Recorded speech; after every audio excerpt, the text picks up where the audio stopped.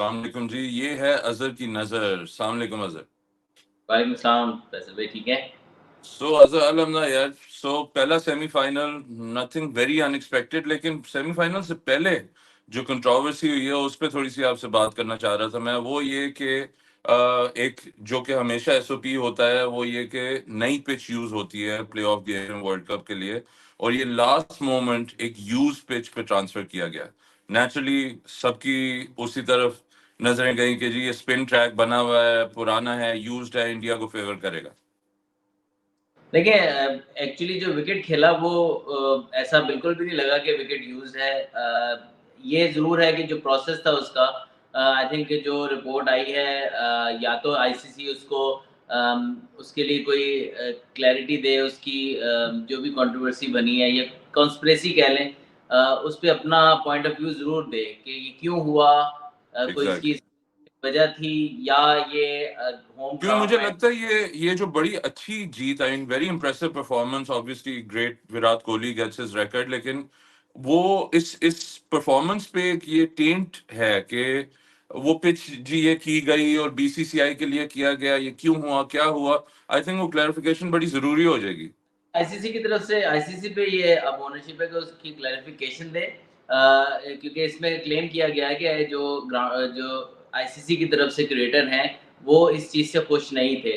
तो आईसीसी हम्म। ज़रूर बताए क्या वो वाक़ई खुश नहीं थे, किस वजह से ये हुआ, क्योंकि बहुत बड़ा टॉपिक बना रहा है आज पूरा दिन। लेकिन मैं हम्म। ये समझता हूँ कि इंडिया की जैसी परफॉर्मेंस रही है through out the world cup, उन्हें किसी चीज़ की ज़रूरत नहीं थी। उनकी तमाम चीज़ें उनकी कवर्ड थी, आज उनकी परफॉर्मेंस से भी साबित हुआ। लेकिन इन दी एंड विकेट जितना अच्छा हो गया, थ्रू आउट द डे जिस तरह विकेट अच्छा खेला, उसमें ये देखने को मिला कि न्यूजीलैंड ऑलमोस्ट सरप्राइज इंडिया। आपको लग रहा है कि मार्जिन बहुत बड़ा है, लेकिन मेजॉरिटी ऑफ द गेम जो सेकंड इनिंग स्टार्ट हुई, न्यूजीलैंड गेम में रहा, स्पेशली पार्टनरशिप हुई जिस तरह केन विलियमसन की और डैरेन मिचेल की, तो मैच में रहे वो। लेकिन इन दी एंड इंडिया की क्वालिटी बहुत ज़्यादा थी, तो आई एम श्योर कि इंडिया कोई किसी भी पिच पे भी मैच खेलता तो इंडिया फेवरेट ही रहता तब भी। लेकिन जो है ना, घास इस पिच पे नॉर्मली देखा गया कि मुंबई के विकेट पे थोड़ा-सा ग्रास छोड़ते हैं और शाम के टाइम और ज़्यादा मुश्किल होता है। लेकिन आज और आई थ्रू आउट थिंक इसलिए अजहर, जिस तरह आप कह रहे हो कि परफॉर्मेंस इतनी अच्छी थी, इतनी इतनी स्ट्रांग थी, लेकिन वो एक एक तरह का उस पे अब साया सा आया हुआ है कि जी ये पिच क्यों फिर की। और जिस तरह आप कह रहे हो, साइड तो है बहुत स्ट्रांग है, शुरू से लग रही है, और वो बड़ी सही टाइम पे पीक हुई है, लेकिन अब वो उसके साथ एक वो लगा रहेगा दाग कह लो कि जी ये इन्होंने क्यों किया फिर।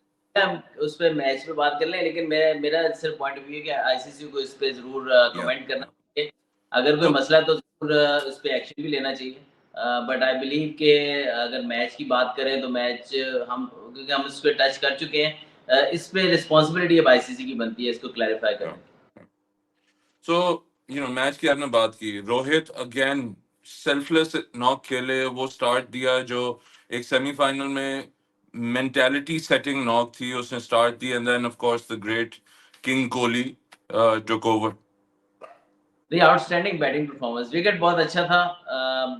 कोहली के 117 और श्रेयस अय्यर के 105 रन्स ज़रूर टॉप पे हैं। लेकिन जिस तरह का स्टार्ट आपने जैसे बोल दिया रोहित शर्मा, एक मुझे इम्पैक्ट स्ट्रेट अवे डाल दिया और अंडर प्रेशर कर दिया बॉलिंग अटैक को। जो थोड़ा थोड़ा स्विंग वगैरह अगर बॉलिंग को मिलना भी था, अगर थोड़ी देर हो सकता है 10 ओवर अच्छे गुजारे, तो वो उन्होंने नैलिफाई कर दिया और आते ही उन्होंने पहले ओवर से ही ऑन दी अप शॉट मारे, फील्डर्स के ऊपर से भी शॉट, थोड़े रिस्क भी लिए।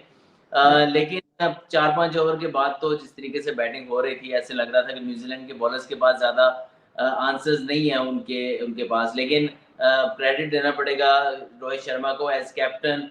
वो यहाँ पे सेंचुरियाँ भी कर सकते हैं, लेकिन वो उन्होंने अपना एक रोल अपना लिया कि मैंने अटैक करना। ऊपर से शुभमन गिल भी उसी तरह खेलते हैं, रिस्क लेते हैं, ऊपर से दायरे का इस्तेमाल करते हैं पूरी तरीके से। और कोहली आके अपनी इनिंग सेटल जिस तरह वो नॉर्मली एंकर करते हैं थ्रू आउट द इनिंग, उन्होंने एंकर किया, run a ball century, just over run a ball, so amazing, 50 centuries, centuries की हाफ सेंचुरीज उन्होंने कर ली है। हमने पहले उनका सचिन तेंदुलकर का रिकॉर्ड बराबर किया, आज उसको बीट कर दिया।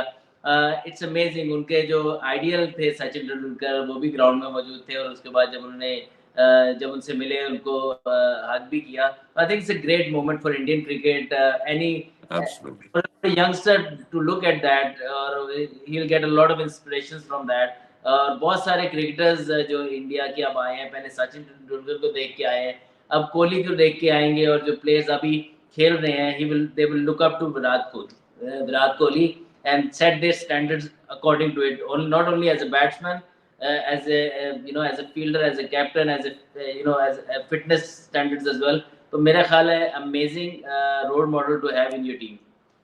और क्योंकि जैसा ऑब्वियसली जितना जितना कहा जाए कोहली के बारे में कम है, बट आई थिंक एक इस वर्ल्ड कप में थ्रू आउट थीमेटिकली अगर इंडिया की टीम का देखें, एक अनसंग हीरो रहा है Iyer. The only middle order batter in world cup history to make over 500 runs in an installment of the World Cup.